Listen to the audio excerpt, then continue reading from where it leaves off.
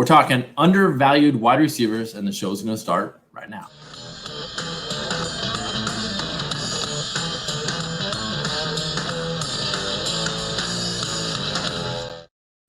Welcome back. It's Bob's Three-Toed Warriors with a Word on the Streets, Season 1, Episode 25. We're coming from Studio 1329. And today's show, we're continuing the undervalued series with wide receivers. Michael Royer, as you probably know him on Twitter as the Dynasty Dad, is joining me on the show to break down these guys and where you can find some great values. Michael, what's the good word? Hey, it's a pleasure to join you here today. You know, it's been a great day, a lot of news going out there on Twitter, and excited to talk about these undervalued wide receivers because there's so many of them. Yeah, absolutely. You know what? We are going to talk undervalued wide receivers. Why don't we hop in on a little bit of that news real quick? Because it's not on the show doc here, but when you're talking news, are you talking the COVID opt-out? I'm talking about a lot of COVID. I mean, obviously in the past week we've had a lot of things with COVID IR rules and the way we're going to talk about wide receivers today. But you want your teams to have that depth. In years past, I was all about building that team to have that sexy roster to start for your starters. But now, I mean, depth is going to be huge. You're seeing what's happening obviously with the Florida Marlins. I mean, 15 guys onto the IR with COVID. I mean, that's nuts. Now, they wouldn't have won any games anyways, but at least I'm a big Braves fan, and I give my dad a hard time because the Marlins beat the Phillies 10 times, and I'm from, as you can obviously see behind me, Pennsylvania here, so we're big time Philly guys, except myself. And obviously today, a lot of lists came out of people that are opting out, and one of the wide receivers we were going to talk about, his quarterback. There's rumors that Nick Foles is going to be sitting out. Devin Funchess came out, a lot of guys from New England. And what I was saying to a lot of people on Twitter is, you got to look at this. This is still their job. We got to make sure that people are safe, the families are safe. I believe Devontae Hightower from New England is sitting out, and people are giving him a hard time, and I'm seeing it all over Twitter. But he's got a 5-month baby girl at home. And sometimes those kind of things, obviously, it supersedes football. And as much as we love football, we got to make sure everybody's staying safe. Yeah, absolutely, absolutely. So real quick, why don't you let the listeners know where they can find your work? Yeah, absolutely. You can find me on Twitter at Dynasty_DadFF. I'm the host of the Dynasty Refinery podcast. We release podcasts every Friday, record every Wednesday. I write over at Dynasty Happy Hour. So I got some things, coming up there. And I'm also going to be releasing a solo podcast soon, the Dynasty Dad podcast. Not really original with my podcast name, but, excited to get that rolling out. That's okay. People know what you're talking about, right? Mine's a little more, word on the streets. Yeah. I don't even have, I look at it back, I'm like, crap, I don't even have fantasy football in there anywhere. Hey, they'll figure it out. I was explaining to my kids I was coming on here because I had them, we were going to do it yesterday. And they said, well, what's the name of the guy? I was like, it's Bob's Three-Toed Warriors. And they're like, wait, what? Is that a fantasy football name? And I'm like, hey, we can have whatever Twitter handle we want. I'm Dynasty Dad. Nobody's going to figure out that's football, But that's what we love. That's right. All right. Let's hop into this. Let's go in here and let's actually real quick. If you are watching on YouTube, please subscribe and hit the notification bell. It's greatly appreciated. If you're listening on the podcast audio, subscribe. A 5-star rating on Apple would be fantastic, or any kind of system that gets any kind of ratings. Just make them nice, please. On Wednesdays, we have the Fantasy Football Hump Day Happy Hour. Okay, I got fantasy football on that one, but it's still too long a name. On Wednesdays at 8 p.m. Central. And we have great guests on there, and we change the subject every week. So you got to see what's on this week. You got to be surprised. All right, so undervalued wide receivers. We got a nice list here. We could almost call them disrespected, some of them, right? Especially some of them, absolutely. This first guy is habitually disrespected. Absolutely. He was my first guy that I wrote about when I went with Dynasty Happy Hour. I was like, I got to give them something about the most disrespected, undervalued wide receiver there is. I mean, it's a guy who continually gets 80-plus receptions, over 1,100 yards. Last 2 seasons, he had 6 touchdowns and 2 touchdowns. But, I mean, he's finished the wide receiver 11, the wide receiver 14 back-to-back. And right now, I believe I was looking at it, he's going in Dynasty, wide receiver 29. And according to Fantasy Pros, he's the wide receiver 22. We should probably tell the people who we're talking about. It's Robert Woods, baby. It's Robert Woods. If anybody follows me on Twitter, they know Robert Woods is my guy. You know, I've been hyping Robert Woods and Matthew Stafford and a lot of guys. But Robert Woods is my wide receiver who I feel is the most undervalued player, period. I mean, if you're talking about a guy who's finished wide receiver 11 and wide receiver 14, and you're getting him in the mid to late 20s, you know, and sometimes in Dynasty, he's getting disrespected even further, where you can draft him as your wide receiver 3 and he's going to put up borderline wide receiver 1 numbers. Yeah. There's nothing not to like about Robert Woods, especially if you're playing in a PPR league, right? Oh, absolutely. That's the only way to go. You know, and the crazy thing is, people thought when Brandin Cooks went down, you know, they obviously switched more to a 12 personnel, and they went with the dual tight ends, and everyone's all about Cooper Kupp, you know, and the way they finished the season, those final weeks 11 to 17, Robert Woods averaged 20 points per game in fantasy, you know, over 600 yards, and he put on a show. Yeah. On the flip side, Cooper Kupp, a little over 300 yards. He had those 5 touchdowns that propped him up, but only 12 points a game. And right now, Cooper Kupp's going several rounds, you know, both in Dynasty and in redraft, several rounds ahead of Robert Woods. And I believe Robert Woods is the wide receiver 1 there for the Rams. You can definitely be correct on that. He is sneaky good, and he gets disrespected, and I'll take him in the 4th round, especially if I want running back. Heck yeah. Yeah. And we had Ryan McDowell on the other day to talk about Scott Fishbowl and how we drafted things. And I started out really heavy running back because, as we're going to talk about today, the wide receiver position is just so deep. I mean, you can go those robust running backs. You can get those running backs early. You know, in Scott Fishbowl, I took Zeke and I took Eckler and I took Jonathan Taylor. And, you know, I took a bunch of running backs early because you can get wide receivers at value, especially in redraft, you know, and even in Dynasty. I'm going to allude to a couple drafts that I did, but I mean, those wide receivers, they just keep falling, and there's no point in taking them super early with how much depth and volume and just guys that are disrespected and underappreciated there that we're going to cover today. Absolutely. So how do you like him in Dynasty, since you mentioned Dynasty? It's tough for me sometimes, and especially with things going on with COVID. Now, I told myself I was not going to do any more Dynasty startups this year. You know, we always say that, right? And I was at 10, and because we created a couple Dynasty Refinery listener leagues, and I got a chance to be in the Ultimate Podcast League, Ultimate Dynasty Podcast League with a lot of guys from UTH, Dynasty Happy Hour, DTC and things like that, which was really cool.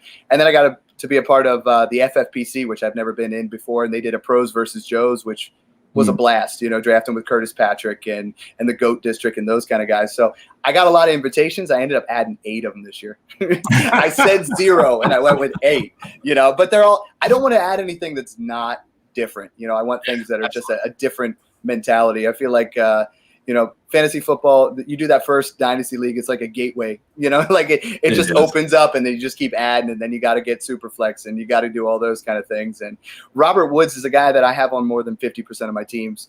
But it's tough. It's tough drafting him because of that age in a Dynasty, you know, because you look at that and you're like, with COVID-19, if there isn't a season, he's going to be 29 next year. You know, there's that depreciation, but it's undeniable. I've been trying to trade for him. You can get him for a late first in most of your leagues, and I advocate doing that all day, you know. Nice. Let's move on to this guy, Mr. Terry McLaurin. I'm going to pull him up real quick and tell you he sits down at 25th on the wide receiver, 25th wide receiver, 59th off the board. So that's the second to last pick of the 5th round in a redraft league. At least today. You gotta love a wide receiver he was the number 1 last year, and coming out of Ohio State, you know, we weren't quite sure he was going like 3rd round in Dynasty, you know, rookie drafts, and he just became the alpha there, you know, and he emerged as just a premium route runner, guy that, you know, he finished 15th in the league in contested catches. He was known as a good route runner, but he just changed his game completely. You know, he was able to do everything, and right now you can get him maybe as a Dynasty, you know, wide receiver 20. I think he's going in ADP and in redraft. And if you can get Fantasy Pros has him at wide receiver 28, and he's going to be the number 1 on that team by far. I mean, Kelvin Harmon was taking away some of the reps last year, but Kelvin Harmon, he's out the entire year. You know, Steven Sims Jr., he's kind of nice, but there isn't much there. You know, it's going to be the Terry McLaurin show. And I feel like what really I feel like everybody thought that he had a chance to be their number one last year, but who was it? It wasn't a big deal, but he proved that he can go against number one corners and he can put up big numbers. And little thing that I found on him that I thought was remarkable is out of the last 10 years, he graded out as the number 2 wide receiver in Pro Football Focus's rookie grades, only behind Odell Beckham's rookie year. And people don't really talk about it as much because obviously A.J. Brown tore it up and everybody loves DK Metcalf and, all those wide receivers that really balled out. But Terry McLaurin needs to be in that conversation. And if you're talking wide receiver 28, you can get him as your wide receiver 3 in a lot of, redraft leagues. Yeah. 14 games in the last season. Had, I believe that's 919 yards, 7 touchdowns. So not too shabby. You put in those other 2 games, he's easily over 1,000 yards, and that's his rookie year. Yeah, I mean, that's phenomenal. It's just you can't put – and he just keeps getting better and better. I feel like from the beginning of the year, he really hooked up with Case Keenum, and then he struggled a little bit when Dwayne Haskins took over in the middle there. I mean, I believe he started out his first 5 games with over 100 yards. He's the first rookie to ever do that. And then there was a little bit of a growing pains there, which is interesting because they were college teammates. But him and Haskins towards the end started hooking up again, and I feel like Haskins takes a step forward. And Terry McLaurin, like what we have with these guys here is Robert Woods and Terry McLaurin, the guy we're about to talk about, you can take as a wide receiver 2, maybe even a wide receiver 3, but they're going to put up borderline wide receiver 1 weeks for you and possibly even finish somewhere in that high wide receiver 2 range. Yeah, not the super high upside, not the real boom guys so far that we've talked about. But if you exactly. Want steady Eddie, put on the hard hat and go to work kind of guy, get you a good base floor. Yeah. There you go, right? And everybody picks out the big sexy names. I mean, obviously everybody wants Chris Godwin. I mean, that's my big guy, and everybody wants Julio. Everybody wants, Hopkins and all those kind of things. But these are the guys that can win you leagues. I mean, you're not stretching and taking Robert Woods in the first round. But these are the guys you can get in rounds 4, 5, 6, 7 that complete your team and make it an all-around legit contender. Yep. Make it more bye week proof, more injury proof. Exactly. Nothing's really bye week proof, people. Don't yell at me. Nothing's really proof, but you guys know what I mean. Come on now. Yeah, I had a lot of guys talking recently about like when they do redraft, they said, Mike, do you look at when the bye weeks are? And I'm like, no, I draft best player available, and someone's like, did you see what their schedule is week 1 through 3? And I'm like, I don't care. I'm going to be in the playoffs. That's the way I build my teams.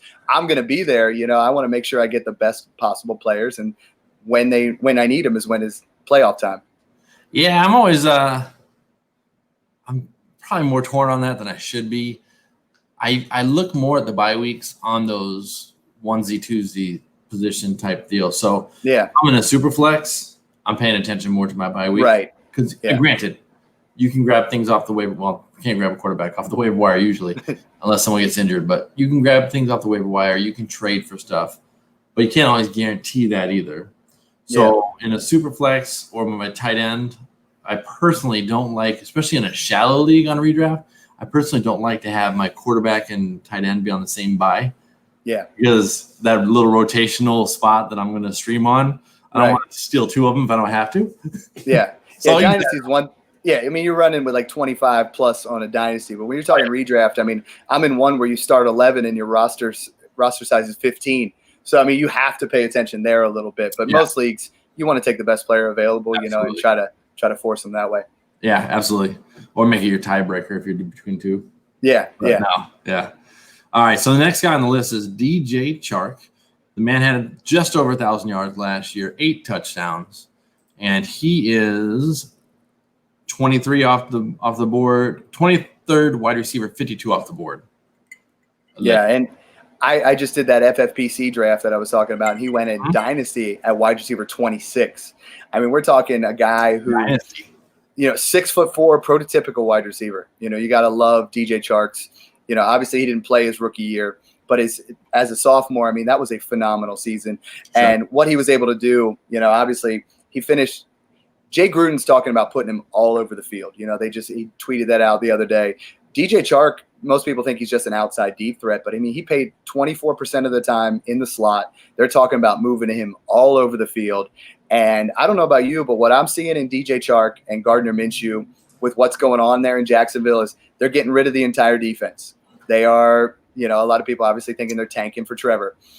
It's going to be a lot of negative game strips where Gardner Minshew could have a Blake Bortles type QB1 season, and DJ Chark could be the Allen Robinson of that. That wasn't the most fun to watch for the first 3 quarters, but when it was slop time, those guys were putting up numbers. And DJ Chark is a very underrated wide receiver. There were a lot of times I feel like the first half of the season, he was on pace to be a wide receiver 1, and there was a lot of back and forth between Foles and Minshew.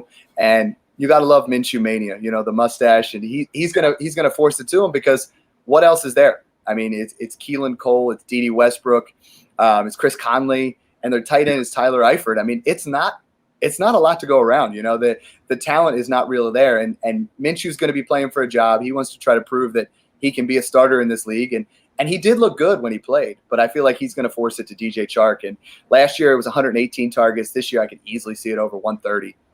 Yeah, he definitely does not have the stiffest of competition sitting in front of him, and I drafted him in a dynasty league, and then I traded him away after the first year just to make him. And then of course you like kick. Yeah, I know, but it's roster weren't deep enough. I had to move him. You think it's a flash, right? And that's what I did that actually in one of my redraft leagues because I love in redraft making those 2-for-1 trades. I'm in a lot of teams where you want to just get that best roster as you're going forward. And I believe I traded him and might have been him and Todd Gurley for Chris Godwin because I was trying to I had plenty of running backs, so I was trying to upgrade at wide receiver, So it worked out, but yeah, he ended up having a really, really nice season. Yeah, absolutely. All right, next on the list, we're not going there. We're going to say, let's talk about the projects you're going on because you're working on. You have a couple different projects that you're working on right now. Let's take a little minute, Ski. Absolutely. Yeah. No, I'm really excited. We're branding up for the Dynasty Dad podcast, talking about we got a Devy league we're going to, introduce with that. So that's going to be on Twitter here, the Devy Dynasty Dad Dominator. Can't beat that for an eliminate or for a little alliteration. But we're super excited to kind of get that going. I have couple articles here I'm working on, obviously at Dynasty Happy Hour. If you guys haven't checked them out, dynastyhappyhour.com. My rankings are on there. So pretty busy right now. A lot of things going on, but I love it. Dynasty fantasy football, is just a thing it's my passion right now. Obviously I'm a dad and that's my first thing, but I love talking about football. I love coming on podcasts and dropping things here and there and just trying to have some fun with it. Heck yeah. All right. That's awesome. So when do you think the first episode is going to come out? This weekend. Yeah, I'm shooting for Friday. Yep, absolutely. And it's going to be more of the Dynasty. Only doing. What's that? So there's no trying. It's only doing. Just try. It's going to be Friday. You're right. Like as Yoda says, there's no try. There's only do. Right. Just trying to show how dorky I am. My son will be real proud of that. He loves Star Wars. I slid it in under the radar the way I said it. I like it. Yeah, yours was much cooler. You kind of got that going. At Dynasty Refinery, we had a lot of guests on. We built a lot of roster construction. At Dynasty Dad Podcast, we're going to make that, twice a week, 20-minute hard-hitting episodes so you guys, for that shorter commute. I feel like a lot of times people are wanting that hard-hitting, just hit you with the facts, hit you with what you need to do. And you guys can obviously find me on Twitter. I'm super active on there. That's where you and I met. We're in a couple group chats together, and I just love interacting with the community. Absolutely. So you people heard him. Go follow him. Go listen to him. Go subscribe. Be the first. You won't be the last, but you'll be the first. Get in there. All right. I don't know if you like to gamble. I don't even know if it's gambling. I went and picked him up in a Dynasty League. Brandin Cooks. Brandin Cooks is a gamble, right? I mean, let's look at his from what 20. I know the concussions. Yeah, I know. 2015 to 2018. I mean, he was the most sure thing in Dynasty, right? You were going to get 1,000 yards. You were going to get 8 touchdowns. And Malcolm Jenkins messed with his head, man. I mean, in that Super Bowl, that hit he put on him, and the concussions just keep piling up, And last year, barely over 500 yards and I believe 2 touchdowns was his worst season ever. He was on the field for 14 games.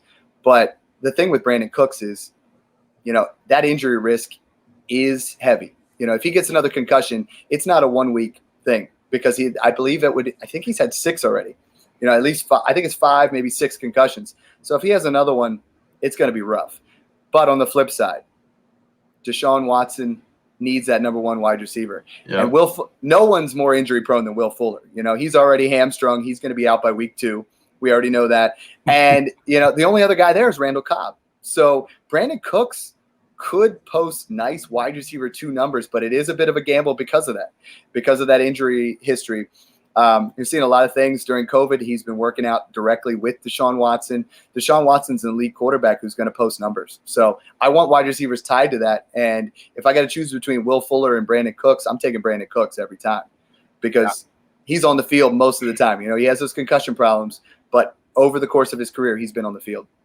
Sure. The nice thing about a concussion problem is that it's only a problem while it's a problem. Yeah. It's not one of those problems that I remember Fuller coming back, making, I think, his first catch last season after coming back from his hammy.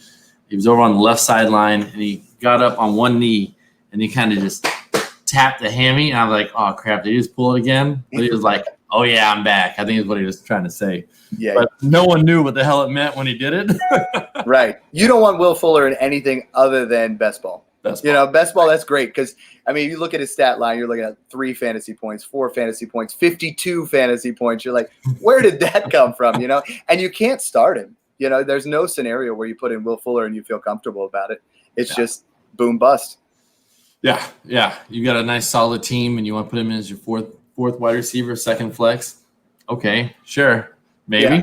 Yeah. On a week where you're the underdog, a lot of times I look at that in there where it's like, if you're favored to win, you never touch Will Fuller. Yeah, I do have to admit, I feel very similar about someone else we're going to mention later as you do about Fuller, minus the injury issues, but we'll come to that when the time comes. Let's do it. So we're not going straight there. Okay, all right. You want to go straight there? No. Straight there. No? Okay, we'll go in order. You're the host. I'm used to being in the host chair, so this is nice. I let you steer the ship, and I just have some fun with it. It's all good. I love it. It's fun. Here's a guy that I don't know if I've ever owned on one single team, and I played in 14 of them last year. And it's not for any reason other than I just don't find a connection with him. Mr. Mike Williams. Yeah. I love Mike Williams coming out of college, and I think I overdrafted him in the beginning.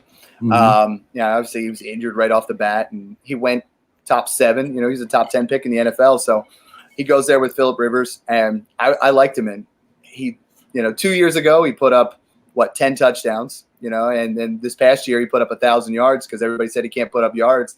If he could somehow blend the two and get somewhere in between there, he'd be a phenomenal wide receiver. Now you enter Tyrod Taylor, and the one thing I like about Tyrod Taylor, and I was a Bills fan, is Tyrod Taylor's not really that great at the short to intermediate, but he throws a pretty deep ball. He's great at running the ball, but he throws a very pretty deep ball. And Mike Williams was hindered by Phillip Rivers' noodle arm last year. Phillip Rivers, after having 9 kids and playing in the league for 30 years, he couldn't throw the ball past 15 yards. And that really helped. That helped Keenan Allen, but that hurt Mike Williams. So I think Mike Williams right now, it's wide receiver 42 on Fantasy Pros, so you're looking at that's a wide receiver 4. I'm okay with the risk, 11th and round. I feel like, and we're talking about this heavy running back early, and I'm fine with Mike Williams as my wide receiver 3-4 range. If I have to put him in at my wide receiver 1, wide receiver 2, I did something wrong. But if you get him to 3, 4, 5, and a lot of my dynasty teams, like you said, you haven't had him on a team and a lot of people are down on him, you could probably buy him for 2 seconds. So, that kind of upside with that kind of draft capital. And who knows? Tyrod Taylor, I feel like he plays most of the year, but Justin Herbert could bring out that extra in Mike Williams. But we're getting close to that 5th-year breakout, kind of with Corey Davis. And Devontae Parker had it last year, but Mike Williams is on the fringe. What was the Corey Davis news earlier today? It was pupless. Is it? I thought maybe they were going to say he's going to be good finally. My co-host harasses me all the time. So in that draft, I'm a fan. That class was phenomenal, and I took him with my first ever 101 pick. I went Corey Davis. I didn't go Christian McCaffrey. I didn't go Leonard Fournette, Mixon, Dalvin. Tell me you let them sit on the back of the bench just so that eventually you can be like, boom, told you so. I did, and I won the last 2 championships, so I'm perfectly fine with it. There's no problems there, and I ended up trading for all those guys that were in that rookie class. Okay, there you go. All right, that's Mr. Mike Williams.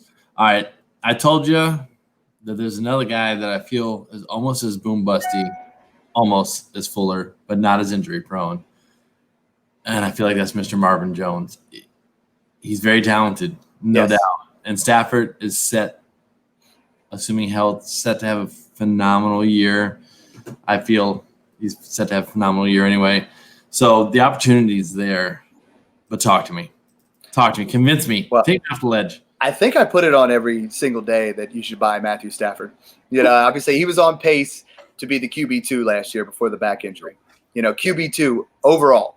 He had a phenomenal year, and he's kind of the Robert Woods of the quarterback position.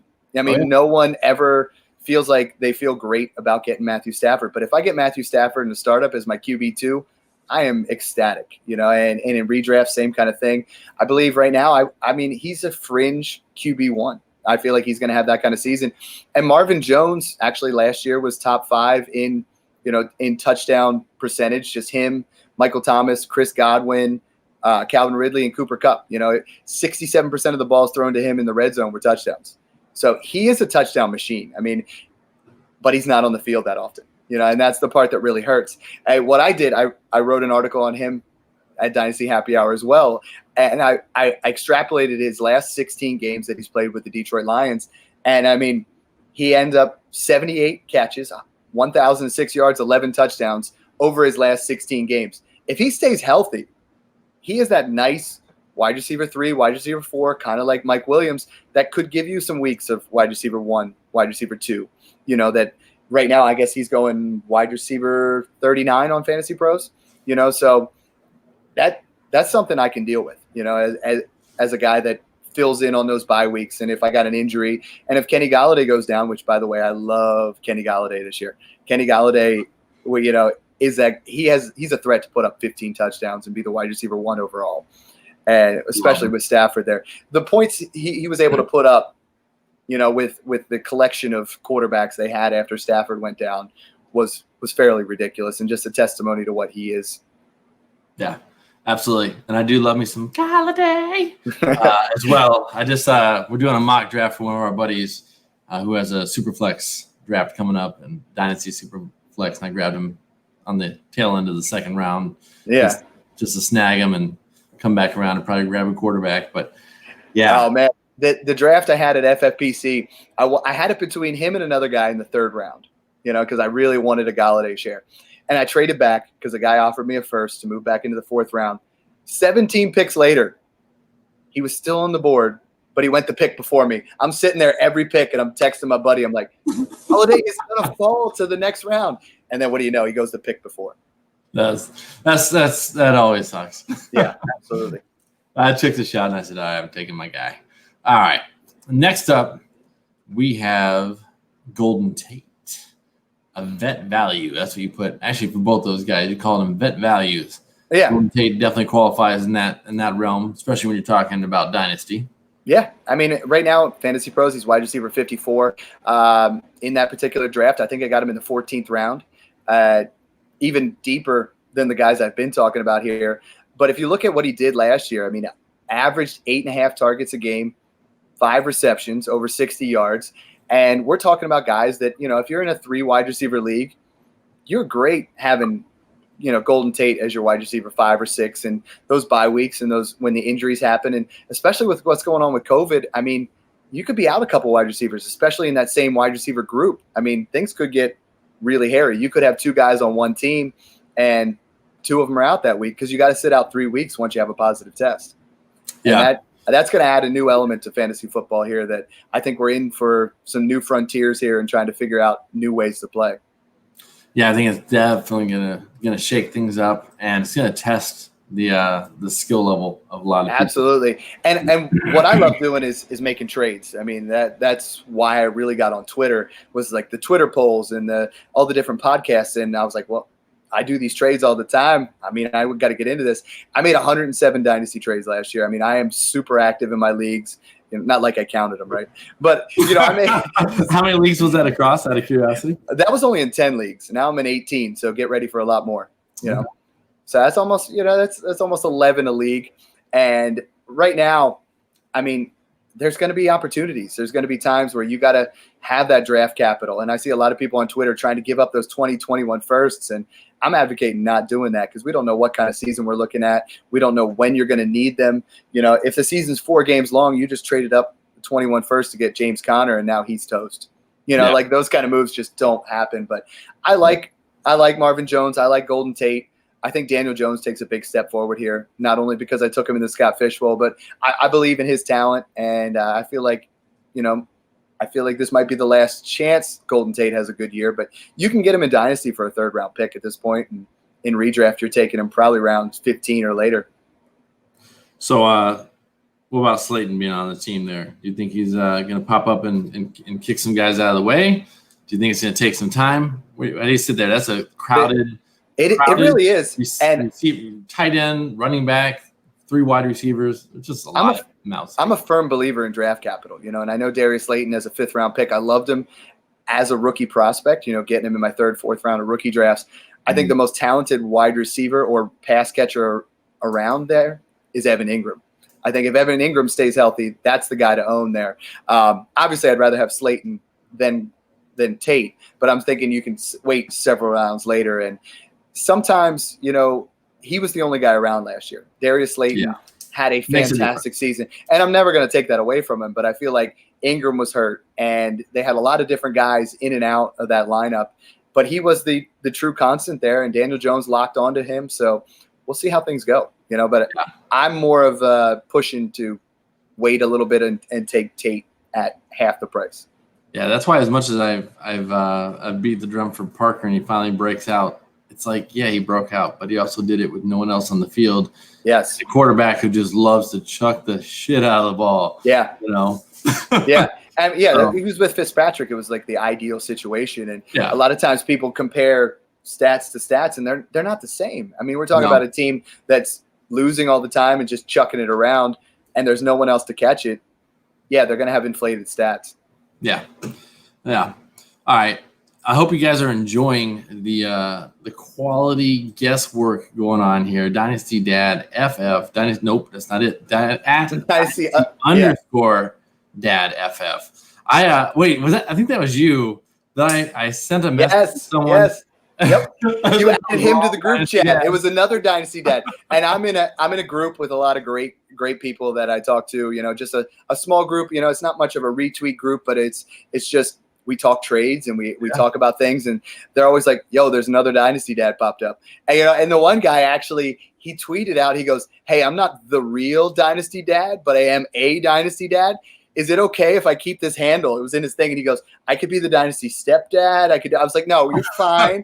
You know, like they're going to, a lot of us on Twitter are dads. You know, I said, as long as you're a good dad, I got no problem with it. But, you know, they're popping up everywhere. Your infringement rights and your trademark. People coming and asking permission. People ask Bob permission for crap. Nobody wants to be a three-toe warrior, though. It's funny that, I mean, the last 3 pods I've been on there, like, these Dynasty Dads are popping up everywhere on Twitter. And you the guy you invited, I think he had like 7 followers. And I was like, I thought we got to have a little bit of credibility to get in this group. Yeah, no, I did the same thing with Matt Goody. When I had him on my show, I had added him like, oh, crap. And I did the wrong Matt Goody. Yeah. 2 of them. So absolutely. All right. Let's talk a little Brashad Perriman. Well, you don't hear too often. No. Can I combine the 2 Jets wide receivers here? You know, I mean, please. Perriman and Crowder, someone's going to catch the ball, right? I mean, you're both going wide receiver 49 and wide receiver 60 respectively. That's free. It's free. I mean, it's your last round. It's a guy that you're going to plug in. But Sam Darnold finished over his final 8 weeks. He finished as a quarterback. He should be the wide receiver. He finished as the QB 10. You know, now they lose Jamal Adams, and that defense is going to be a dumpster fire. And we talked about negative game script pretty much all episode long. Someone's got to catch passes for the Jets, you know, and these guys are going to get targets. Perriman looked to be on that 5th-year breakout like we're talking about, but he looked really good for Tampa Bay, and he won some people some leagues in weeks 15, 16 with Jameis just chucking him the ball. So Darnold's in a make-or-break year. There's not really a lot there. Denzel Mims probably isn't going to be – I'm not advocating to any rookie wide receivers right off the bat in redraft because of COVID, because of training camp and mini camp and all those things that they're normally getting accustomed to. So Brashad Perriman and especially Jamison Crowder, they could give you some wide receiver 3 depth. Those are guys that you can plug in there. Crowder's going to get peppered, I think. Crowder's going to get 10 targets. Some PPR and it's not going to be sexy. It's going to be that 7 catch, 52 yards max, maybe a touchdown. But those count. If you're playing in PPR. Exactly. 12 points for a guy who was free. Exactly. Now, do you think Perriman got some of that same, especially with this quarterback, some of that same love at the end of last season that Parker got? It's literally the same guy throwing him the ball, just on a different team. We got to watch when we're talking about Love and Sam Darnold. I don't want him to get he got mono last year. I don't want him kissing college girls and getting COVID this year. I mean, it was. Damn, COVID this year. That's terrible. That's awesome. That's terrible. That's all. Yeah, we had James the Brain on Dynasty Refiner, and he's like, I think Sam Darnold's going to be the only guy to double dip COVID this year and miss a bunch of games because of the way he is. But I do think there were talented guys coming out of college. And there was a time where we used to give wide receivers third year for their breakout, right? Mm-hmm. But I don't think Perriman really got the opportunity that he did. He was raw coming out. Parker was raw coming out. So, I mean, now's the time you get him. I picked up Perriman in a lot of waiver wires last year. I traded 4th-round picks for him. So you're not paying a lot of money for him. No. And he definitely has the most upside there if you're playing non-PPR. He's the guy that's going to get some red zone looks. My co-host is always into Chris Herndon. It's not a sexy offense. Le'Veon Bell's going to get his, but aside from that, you're looking at guys to fill in your bench. Yeah, I'm sitting on a Chris Herndon chair, hoping it becomes something of value. Well, before his DUI, I mean, his rookie year, he had one of the best rookie years in the last 10 years. Then he gets the DUI. He doesn't really play at all last year, and we'll see where he's at. See if he gets back on it. Earlier in the show, you mentioned one of the guys we're going to talk about later in his quarterback, Nick Foles. Yeah, Anthony Miller. I love Allen Robinson. And Allen Robinson is the cheapest wide receiver 1. He's like just a step above where Robert Woods is, where you can get him. And that still blows my mind because he had 150 targets last year. And that was with Trubisky. Now we're talking Nick Foles possibly opting out, which kind of hurts what I was saying about probably Anthony Miller. I had in my notes that I think Anthony Miller is a nice young wide receiver, guy that you're getting in the last or second to last round of your redraft leagues. He's going wide receiver 55. I feel like there's some upside there. They got to, again, kind of like the Jets, someone's got to step up into that number 2 role. I mean, the tight end, they brought in Jimmy Graham for their 32nd tight end on the team. And Jimmy Graham's washed too. So the offense has to funnel through something. They're going to throw the ball at least 500 times, and somebody's got to get them targets. And I feel like Anthony Miller's that guy. He showed some flashes here and there, but I feel like, again, same kind of thing as Crowder, same kind of thing as Perriman. These aren't guys that I'm advocating run out there and go make a trade for them or take them earlier than you should in redraft, but they fill in the end of your bench with that last spot. If they don't pan out the first couple weeks, that's fine. You got plenty of different options. Get them, kick them to the curb. But I feel like they have some real opportunities coming up. Yeah, I can definitely see that. So before we sign off here, what are some closing tips you would have for people in a redraft, draft, and in a dynasty? We'll say maybe you're trading for some players in dynasty. Any closing tips as we're kind of thinking about these values, more leaning towards the values, like mentality wise. Like how to do it on the spot there? No, I like it. In Dynasty, I mean, there's so many tools out there. Obviously you have your ADP from DLF, and you have so many people. I mean, if you're not on Twitter, you need to be, because there's so many great minds out there. There's so many analysts. There's so many people willing to give advice. I mean, you can hit me up anytime, and I'm going to give you guys my take on things. And the values in Dynasty, I always preach, it's buy high or buy low, sell high. You buy a guy where right now there's COVID news that Justin Jefferson's going to sit out for a little bit. Go make that guy an offer. He might think, oh, wow, that's a bad thing. To me, he's building up some immunities here. Justin Jefferson's a great wide receiver. Strike while the iron's hot. 2 years ago, I bought Tyreek Hill for a 3rd-round rookie pick because of, and I'm not trying to take advantage of a bad situation, but I knew the guy was really having a hard time. He's like, I don't want Tyreek Hill on my team. I was like, I'll give you a third. Tyreek Hill's early second round startup pick at this point, so you got to take some of them risks, really be willing to play the market. It is like a stock market, buy low, sell high, and do those kind of things. With redraft, I'm actually down to just one redraft league, and I enjoy redraft. It's my work league. It's 19 years running. I've been in the championship 16 years, so I just can't quit it. It's phenomenal. And as you can see behind me, I have our draft boards. We get our draft boards at draftkits.co. They make the most phenomenal boards. I mean, honestly, having that, to me, redraft is all about that experience of getting together with your buddies and enjoying that and find different, take your work colleagues. I play with a lot of my former college baseball teammates and things like that, and keep those friendships alive and do those kind of things. But to me, there's nothing better than just an at-home redraft league where you get to sit down with your buddies, have a couple of beers, and just have some fun with it. Because I feel like so many people try to make it more than what it is. We do this for fun. Yeah, we love winning. We love doing those kind of things. But we all got into it because we love football and we love just the fun of conversing with other people about football. And that's all we're really doing right here. It's just trying to pass some dimes on to you guys and a couple guys having some fun talking football. Absolutely. Absolutely. One more time, remind the listeners where they can find you. Yeah, you can find me at Dynasty_Dad FF. You almost had me say the other guy's name. We're going to start pushing a bunch of people his way. And you can find my rankings and my writings at Dynasty Happy Hour. And you can find us at Dynasty Refinery. And like I said, check out draftkits.co. You guys put in the code DAD, you guys get a 10% off. So, you can't beat that. They got the awesome boards, fully customizable. Love it. Nice. I just wrote that down. Because I'm going to need one for my friends and family league. Come on. All right. Yeah, y'all got to be buying. What's really cool about them this year, and I know the owner, is they're so confident there's going to be a football season this year that if you order the boards and there's no season and you order by August 1st, they will send you free stickers next year. And they have all the stickers you get to go put up there. There's no better feeling walking up to the board and just placing that sticker up on there, and it's a good time. I'll tell you real quick before we shut off, I'll tell you a worse feeling. Worst feeling is you walking up there to grab Tyreek Hill in the fourth round, not this year, a year or so ago, third, fourth round, whatever it is. You're like, I'm grabbing my guy, Tyreek Hill right here in the third, fourth round, whatever it was, doesn't matter. You take the sticker off, and then all of a sudden, the next guy walks up. He doesn't know who he wants to pick quite yet. Takes the sticker out of your hand because you went up too early. Oh, no. That's bad. From you. He probably didn't even know either. He was just like, that seems like a good one. Yeah. Thanks, Henry. Yeah. My assistant manager did that one year in an auction draft.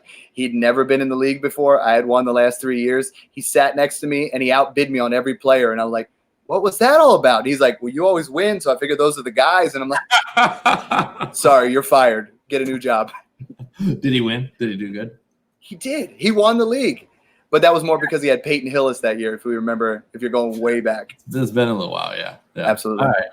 All right, everybody. I can be found on Twitter at Bob Sreetoad, on YouTube at Bob Sreetoad Warriors. And listen to the new shows that drop on Monday and Thursdays. The Dynasty, I can't say it. It's too many words. The Fantasy Football Hump Day Happy Hour on Wednesdays at 8 p.m. Central. Make sure you watch that. That'll be possibly tomorrow, depending on when the show airs. And that's all for this show. It's been Bob Sreetoad Warriors with Michael Royer. Reminding you soon enough you'll be able to hit the waiver wire, set your lineups, and dominate your opponents. Till then, we'll see you.